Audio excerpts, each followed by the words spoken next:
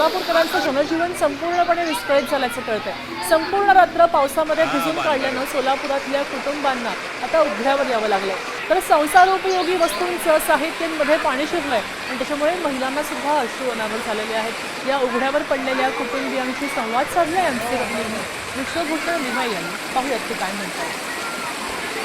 सोलापूर शहर आणि जिल्हाभरामध्ये रात्रभर मुसळधार पावसाने बॅटिंग केली आणि त्यामुळे सोलापूर शहरातील विविध भागात सखल भागात पाणी शिरल्याचं चित्र आपल्याला पाहायला मिळते आणि त्यामुळे सोलापूर शहरातील नागरिकांचे जनजीवन जे आहे ते विस्कळीत झाल्याचं एकूण चित्र आपल्याला पाहायला मिळते। आपण पाहू शकता, आपण सध्या आहोत मित्रनगर परिसरामध्ये। या ठिकाणचे ओढे नाले जे आहेत ते ओसंडून वाहत असल्याचं चित्र आपल्याला पाहायला मिळते। खरं तर या परिस्थितीमध्ये सुद्धा इकडचे दुचाकी स्वार जे असतील ते स्वतःचा जीव मुठीत घालून हा ओढा नाला या ठिकाणी ओलांडत असतानाचं चित्र आपल्याला पाहायला मिळते।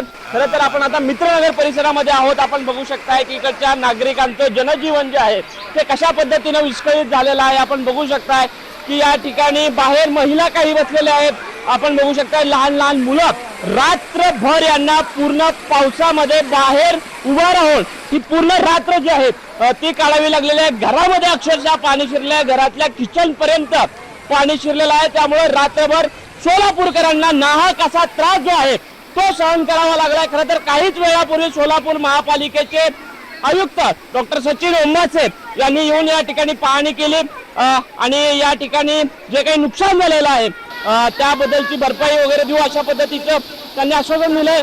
आपण पाहू शकता या ठिकाणी काही बायका आहेत, यांच्या घरामध्ये पूर्णतः पाणी गेलेलं आहे। एकूणच आपण बघा या ठिकाणी या महिलेला अश्रू अनावर देखील या ठिकाणी झाल्याचं चित्र आपल्याला पाहायला मिळते।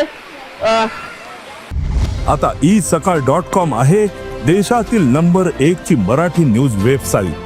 प्रत्येक अपडेटसाठी isakal.com ला नक्की भेट द्या।